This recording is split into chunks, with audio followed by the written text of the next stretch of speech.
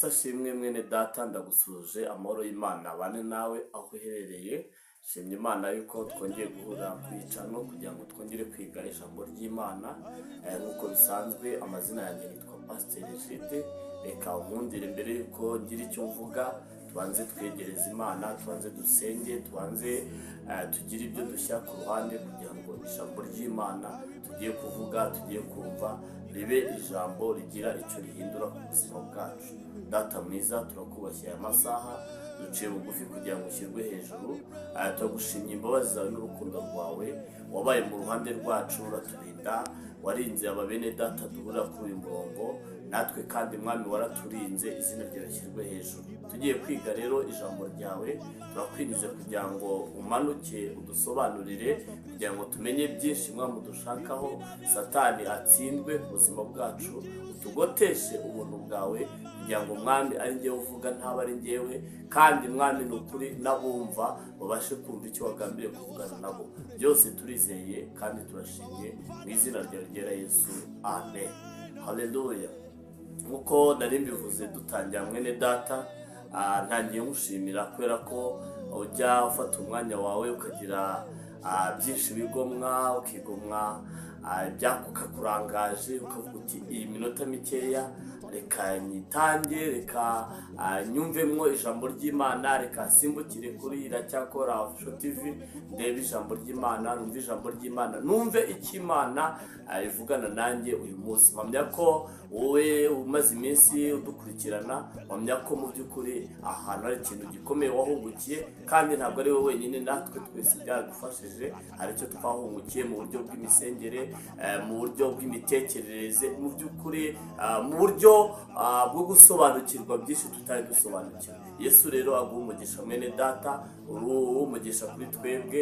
Reka nukabura ahantu kugira ngo tubashe kuganira ku ijambo ry'Imana, kandi ujye unyarukira muri comment, wadusabira umugisha, watubwira uko bimeze, wadusangiza icyifuzo, cyangwa se watuha ubuhamya uko Imana yakoze, cyangwa se mu by'ukuri wanasaba nuko bagufasha gusenga. Ibyo byose turabikora mu izina rya Yesu, kuko ijambo ry'Imana ryambwiye neza ko tutakiri abacu ngo twigenge, ahubwo mu by'ukuri turiho kubera abandi, turiho kubera ko abandi bakeneye kubona mu by'ukuri ku byo twabonye natwe twaboneye iki ubuntu. Bene data rero, ijambo ry'Imana turi bwigane uyu munsi nta rindi, ni ijambo dusanga mu gitabo cy'ibyakozwe n'intumwa. Turifashisha ibice bitatu, duhere ku murongo waho wa mbere tuze kurangiriza ku murongo waho wa 9. Ibyakozwe n'intumwa ibice bitatu, umurongo wa mbere kugeza ku murongo wa 9. Dusome mu izina rya Yesu. Umutwe w'amagambo wavuze ngo Petero na Yohana bakiza ikirema ku irembo ry'urusengero. Rimwe, nuko Petero na Yohana bazamuka bajya mu rusengero mu gihe cyo gusenga, aricyo saa 9. Hariho umuntu wavutse aremaye ibirenge, yahekwaga agashyirwa ku irembo ry'urusengero ryitwa Ryiza, kugira ngo asabirize abinjira mu rusengero.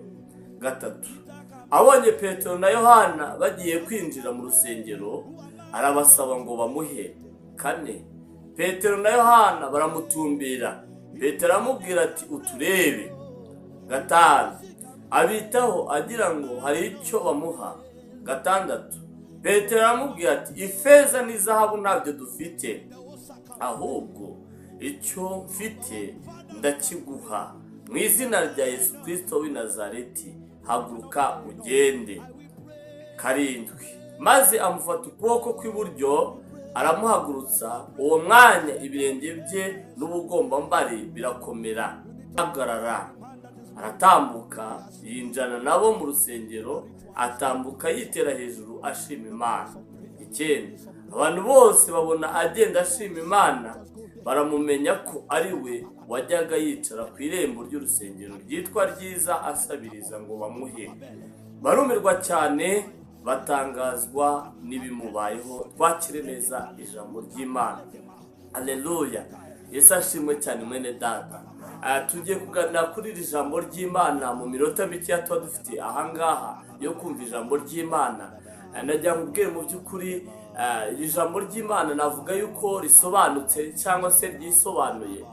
Tubonyemo ibyiciro nakwita ko bigera muri bitatu. Tubonye abantu bajyaga gusenga, tubonyemo umuntu wari wicaye aho ngaho wahora gusabiriza, tubonyemo kandi abandi bantu baje gusenga nyuma aribo Petero na Yohana. Turatinda rero kuri Petero na Yohana ni bantu ki? Petero na Yohana twibukiranyije ni bamwe muri za ntumwa Yesu Kristo yari yaratoye akagendana nabo akabigisha ijambo ry'Imana.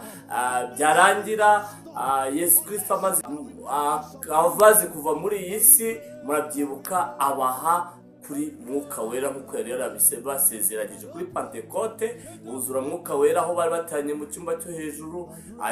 Izo ni inkuru tutari buvuge nonaha, cyangwa se ushobora kuba unazi. Aba bantu rero guhera uwo munsi buzuye imbaraga, noneho ntibaguma muri cya cyumba bari bifungiranyemo, ntibaguma muri kwa gutekereza ko Yesu yapfuye yabasize, ntibaguma muri ka gahinda, ntibaguma mu by'ukuri guhangayika, ahubwo mu by'ukuri Mwuka Wera abakoresha iby'ubutware, atuma mu by'ukuri bahaguruka banyura inzira zitandukanye, nk'uko Yesu yari yababwiye ngo arabatumye bagende bahindura isi, bagende bigisha abantu ubutumwa bwiza.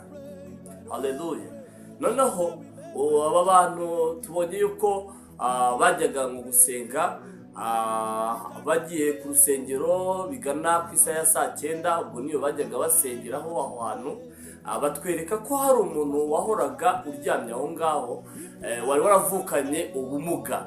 Uwo muntu mu by'ukuri ngo ntabwo yabashaga kwigenza, ahubwo abo mu muryango we icyo bakoraga baramuhekaga, ni nko kumwikiza, kubera yuko mu by'ukuri iyo umuntu akiri muzima, nubwo yaba amugaye, nubwo yaba afite ubumuga runaka, ariko akenera ibyo kurya, akenera ibyo kunywa, akenera ibyo kwambara. Rero birashoboka ko bano bantu n'umuryango nta bushobozi wari ufite bwo kumubonera ibyo byose, bahitamo kujya bamuheka bakamujyana hafi y'urusengero, hafi y'amarembo, hafi y'urwinjiriro rw'urusengero. Ariko buriya bibwiraga yuko abantu bari buze gusenga ari abantu beza, ari abantu basobanukiwe n'ijambo ry'Imana, basobanukiwe no kugira neza icyo ari cyo, basobanukiwe no gufasha icyo ari cyo, bafite umutima w'impuhwe. Niyo mpamvu bamuzanaga bakamushyira hafi y'urusengero. Haleluya. Noneho iminsi iba myinshi igahimwa n'umwe, haza ngo kuza abagabo babiri abo twabonye za ntumwa za Yesu, Petero na Yohana, nabo baje gusenga. Haleluya. Bivuze ngo umuntu wese wajyagezaga kwinjira aho hantu, bivuze yuko uyu muntu usabiriza yaramusabaga. Buriya nubwo batabitubwiyemo, uyu muntu yari afite ibintu byinshi ku mutima we, yari afite ibintu byinshi mu bwonko bwe. Buriya yari afite amashusho y'abantu beza n'abantu babi, nubwo bose baza mu rusengero. Haleluya. Buriya hari abamunyuragaho rata bakamucira mu maso, hari abamunyuragaho bakareba ku ruhande, hari abamunyuragaho yabasaba bakamubwira ngo ntacyo bafite, kandi mu by'ukuri hari ibyo bafite. Haleluya. Hari noneho n'abamuhaga ariko bakamuha iby'intica ntikize, bakamuha ibidafite umumaro. Buriya uganire n'umuntu wakoze iki gikorwa cyangwa se ukigikora, ndavuga igikorwa cyo gusabiriza, mu by'ukuri yakuganiriza agahinda agira. Hari noneho nuba mu by'ukuri n'utwo yasabirije kubera intege nkeya, hahubuka umuntu w'umujura akatumuhuguza, akatutwara. Uyu muntu yarababaye bigaragara physically, kubera ingingo runaka zidakora neza ngo abashe kubasha kwikorera akazi runaka, abone ikimutunga, abone icyo wafashisha umuryango. Ariko nanone ni ukuvuga ngo no mu buryo bw'imbere yari yarangiritse, ariko kwangirika mu buryo bw'imbere byari byaratewe n'abantu, uko abantu bamwitwaragaho, uko umuryango wamwitwaragaho, byaramukomeretsaga. Nawe ntabwo yari yishimiye kuza kuryama aho ngaho izuba ryose. Ubwo bivuze ngo igihe ryazaga ryaramukubita rikamurengeraho, imvura yaza bikaba uko nguko. Haleluya. Uyu muntu yari ababaye mwene data. Bigeze kuri isaha ya 9:00, Petero na Yohana ngo batambuka, wa mugabo arabitegereza n'abarabasaba. Haleluya. Noneho bobo ntabwo bihuse nk'uko abandi bajya babigenza, ngo barahagarara baramutumbira, baramureba cyane, bamuhanga amaso. ntibamukuraho amaso. Buriya rata kumureba cyane barapfumuraga n'imbere bakareba ibibazo by'uyu mugabo, bagahureba akaga yahuye nako, bakareba intambara yahuye nako nazo, bakareba byinshi biri muri we, bakabona uburyo abayobora iryo torero bamutambutseho nta kintu bamukoreye, ntako bamusengeye, bakareba uburyo abaririmbyi bamunyuzeho ntibamufashe. Barebye byinshi, kumutumbira buriya bisobanuye byinshi, kumuhanga amaso.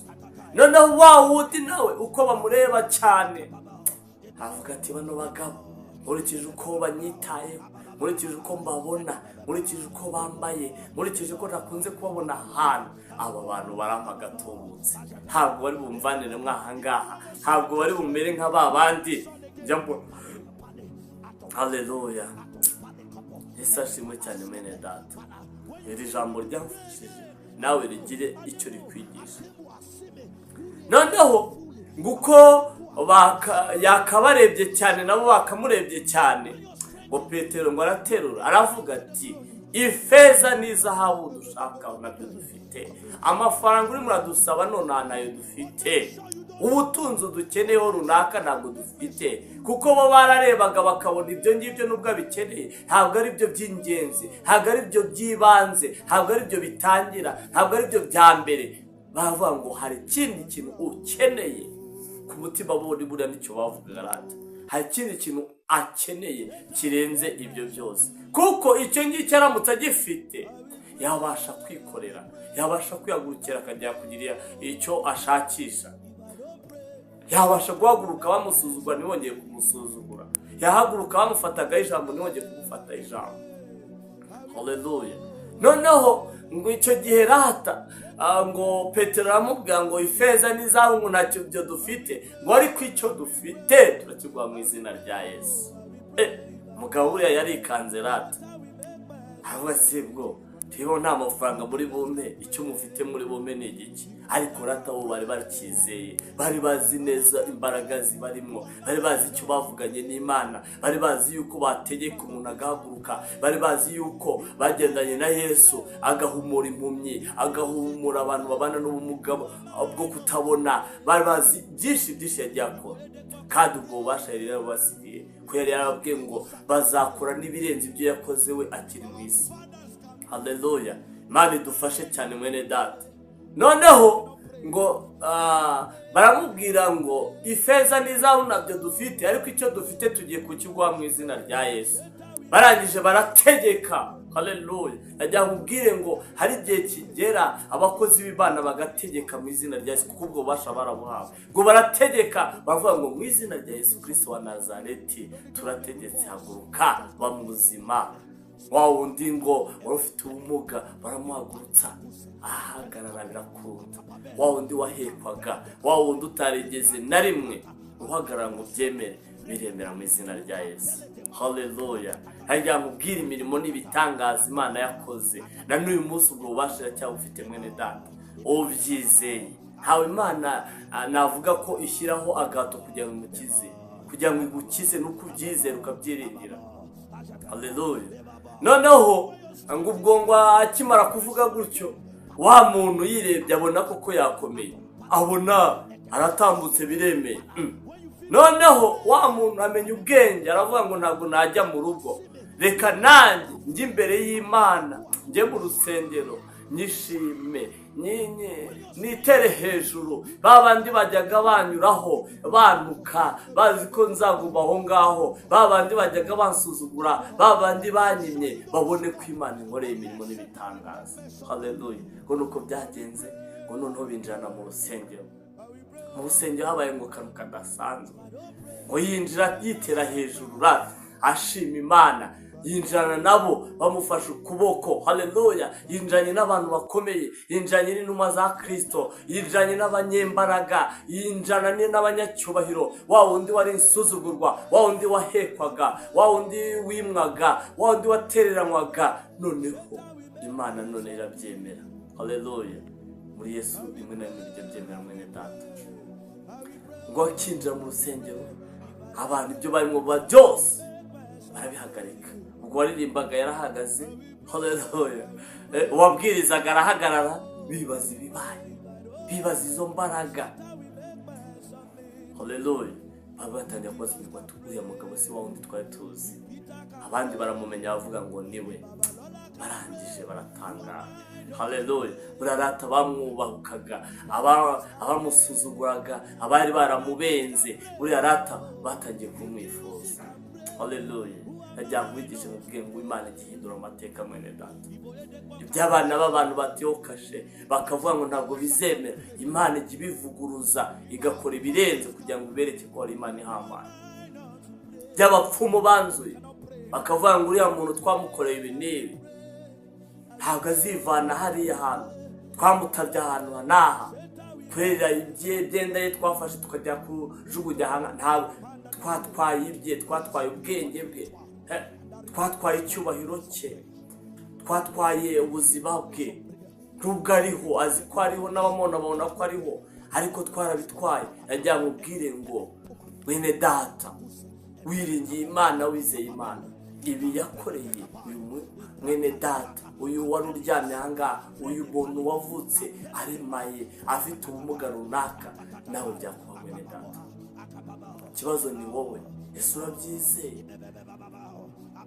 Ese ubona ko mu by'ukuri ubuzima ubayemo bukubabaje?